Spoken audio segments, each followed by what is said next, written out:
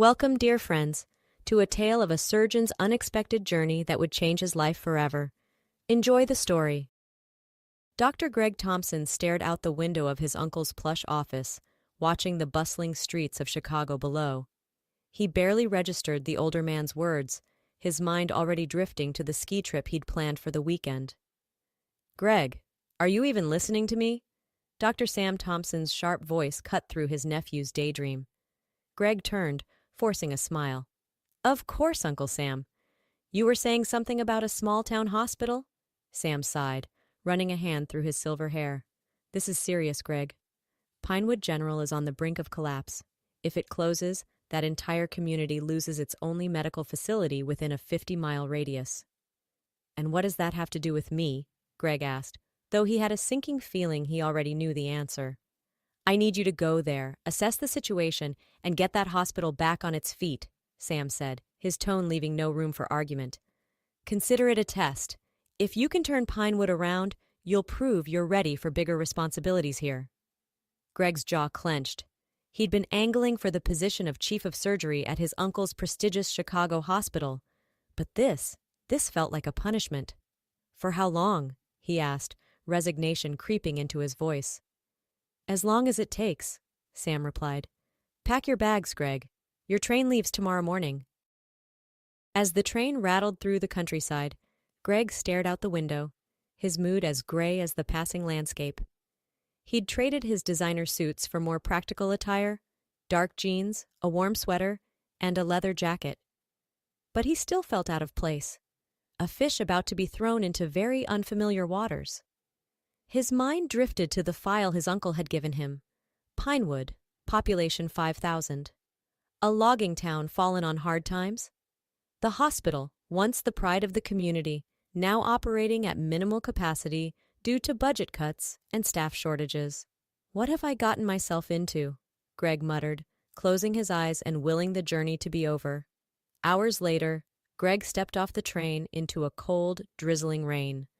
The platform was nearly deserted, save for an old man dozing on a bench and a stray dog sniffing around a trash can. "Welcome to Pinewood," Greg sighed, pulling his jacket tighter around him. He spotted a battered yellow taxi idling nearby and hurried towards it, eager to escape the dismal weather. The driver, a grizzled man in his 60s, eyed Greg skeptically as he slid into the back seat. "You lost, mister? We don't get many tourists round these parts." Greg forced a smile. "Not a tourist. I'm Dr. Thompson. I'm here about the hospital." The driver's eyebrows shot up. "No kidding? Name's Mike. Whole town's been talking about you comin'. Didn't expect such a young fella, though." As Mike navigated the rain-slicked streets, he filled Greg in on the town gossip. The mayor was fighting to keep the hospital open, but funds were tight. Most of the experienced staff had left for better-paying jobs in the city. "Folks around here are scared, Doc," Mike said, his eyes meeting Greg's in the rearview mirror. "That hospital closes, and this town might as well roll up the sidewalks and call it quits." Greg nodded, the weight of his task settling heavily on his shoulders. "I'll do what I can, Mike, but I can't promise miracles." The taxi pulled up to a dingy apartment building, its faded brick exterior a testament to better days long past. Greg eyed it warily. "This can't be right," he muttered, double-checking the address his uncle had given him. Mike chuckled. "Welcome to Pinewood luxury living, Doc. Town ain't exactly rollin' in dough these days." Greg sighed, reaching for his wallet. As he paid the fare, an idea struck him. "Hey, Mike, you seem to know everyone in town. Think you could track down some of the hospital's former staff? I'd make it worth your while." Mike's eyes lit up at the prospect. "Sure thing, Doc. I'll see what I can dig up." As Greg watched the taxi drive away, he turned to face his new home, steeling himself for what he might find inside. The apartment was even worse than Greg had imagined. Peeling wallpaper, a musty smell that hinted at mold, and furniture that had seen better days decades ago. He dropped his bags with a groan, pulling out his phone to call Mike. "Hey, it's Dr. Thompson. Listen, is there anywhere else I could stay? A hotel, maybe?" Mike's laughter crackled through the speaker. "Hotel? Doc, you're lucky to have a roof over your head. But hold on, I might know someone who could help. Give me an hour. True to his word, Mike returned in less than an hour, this time leading Greg to a charming Victorian house on a quiet street lined with maple trees. Mrs. Anna Edwards, Mike announced, knocking on the door.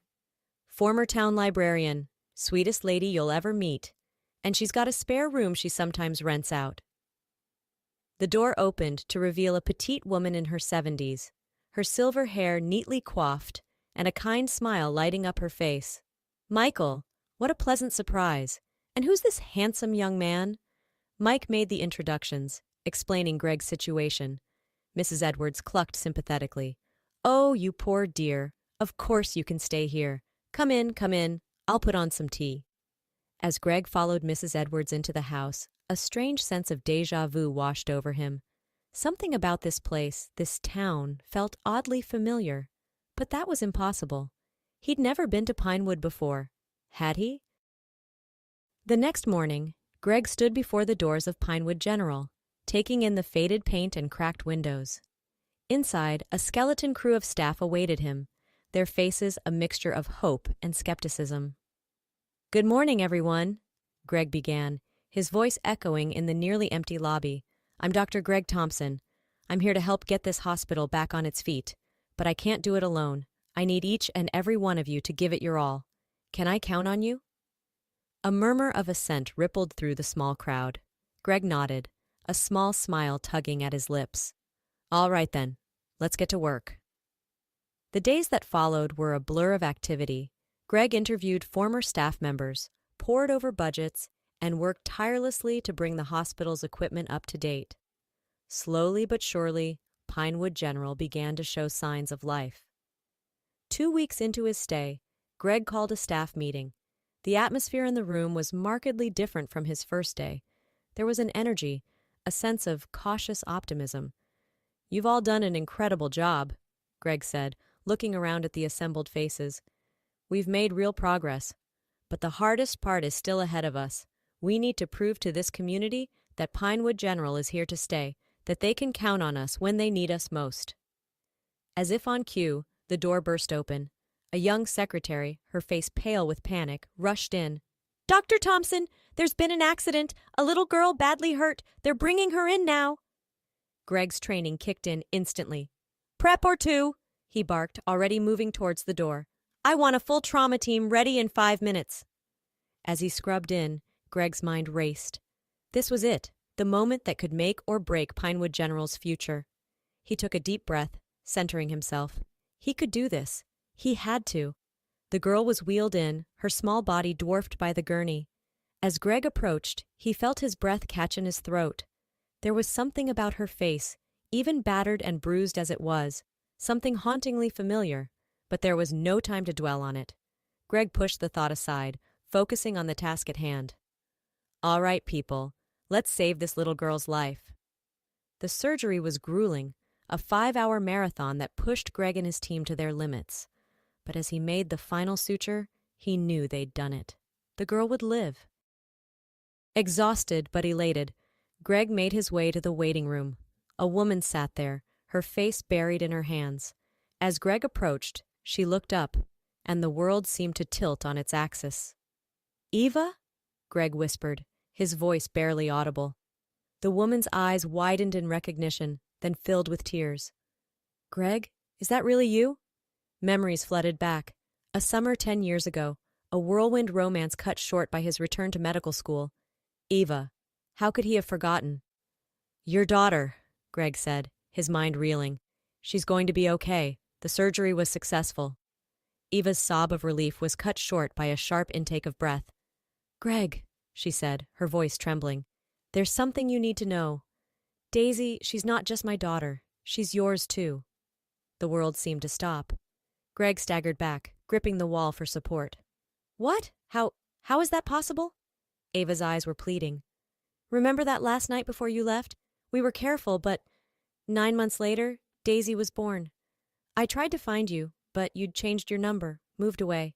I didn't know what to do. Greg's mind was a whirlwind of emotions, shock, disbelief, anger, and underneath it all, a surge of protectiveness for the little girl he'd just saved, his daughter. I need I need some air, he muttered, stumbling towards the exit.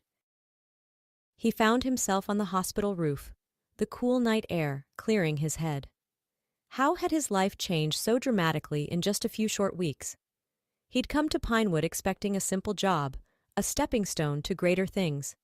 Instead, he'd found a town that needed him, a daughter he never knew he had, and Ava. The door creaked open behind him. Greg turned to see Mrs. Edwards, her kind face creased with concern. Michael told me what happened, she said softly. Are you all right, dear? Greg laughed, a hollow sound. All right? I don't even know what that means anymore. I have a daughter, Mrs. Edwards, a 10-year-old daughter I never knew existed. Mrs. Edwards nodded, moving to stand beside him. Life has a way of surprising us, doesn't it? The question is, what are you going to do now? Greg ran a hand through his hair, his mind racing. I don't know. I can't just abandon them, can I? But my life, my career, it's all in Chicago. Mrs. Edwards placed a gentle hand on his arm. Gregory, let me tell you something. I've lived in this town my whole life. I've seen people come and go, chasing dreams of bigger and better things. But the ones who find true happiness, they're the ones who realize that sometimes the biggest adventures happen in the smallest places. Greg looked out over the town, its lights twinkling in the darkness. For the first time, he saw Pinewood not as a backwater assignment, but as a place of possibility, a place where he could make a real difference. I need to talk to Eva, he said finally. And I need to meet my daughter. The next month passed in a blur of activity. Greg threw himself into his work at the hospital with renewed vigor, determined to make Pinewood General a facility the town could be proud of. But his biggest challenge, and his greatest joy, was getting to know Daisy. She was a spirited child, with Greg's dark hair and Eva's bright smile. As she recovered from her injuries, Greg spent every spare moment by her bedside, reading her stories and playing games. Slowly but surely, a bond began to form between father and daughter. Eva, for her part, was cautiously optimistic about Greg's presence in their lives. I don't expect anything from you, she told him one evening as they shared a quiet dinner in the hospital cafeteria. I know this is a lot to take in. Greg reached across the table, taking her hand. Ava, I missed out on 10 years of Daisy's life. I don't want to miss another day. I know it won't be easy, but I want to be here. For both of you. As the weeks turned into a month, Greg found himself falling into a rhythm. Mornings at the hospital, afternoons with Daisy as she regained her strength, evenings spent talking with Ava, rekindling the connection they'd shared all those years ago. And through it all, Pinewood General began to thrive. Word spread of the miraculous surgery that had saved young Daisy Thompson's life. People started to believe in their hospital again. It was a crisp fall morning when Greg's phone rang, his uncle's name flashing on the screen. Greg, how are things going there? Any progress? Greg looked out his office window, watching as an ambulance pulled up, its lights flashing. A team of nurses, many of whom he'd personally trained, rushed out to meet it, moving with confident efficiency. Things are good, Uncle Sam, Greg replied, a smile in his voice. Really good, actually. Excellent, Sam said. Then I think it's time we discussed your return to Chicago. I've got a position all lined up for you, Chief of Surgery, just like you wanted. Greg's heart skipped a beat. A month ago, those words would have filled him with excitement.